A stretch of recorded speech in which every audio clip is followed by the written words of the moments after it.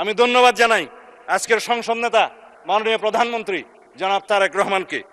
তিনি সরাসরি নির্দেশনা দিয়েছিলেন প্রধানমন্ত্রীর মেয়াদ 10 বছরের বেশি হতে পারবে না।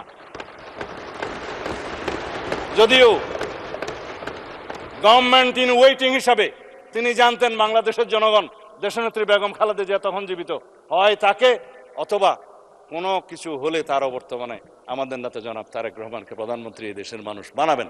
জেনে শুনেও তিনি বলেছেন নো, 10 বছরের বেশি কোনো প্রধানমন্ত্রীর মেয়াদ হতে পারবে না, যত মেয়াদেই হোক যতবারই হোক সংবিধান সংশোধন করেন।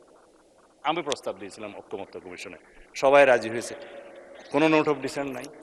কেননা আমরা চাই না ব্যক্তিতান্ত্রিক স্বৈরতান্ত্রিকতা, দলতান্ত্রিক স্বৈরতান্ত্রিকতা, এখন আয়কতান্ত্রিক রাষ্ট্র ব্যবস্থা বা একদলীয় রাষ্ট্র ব্যবস্থার এবং পার্লামেন্টারি স্বৈরাচারের কোনোদিন আর উৎপাত না হোক, উৎপত্তি না হোক।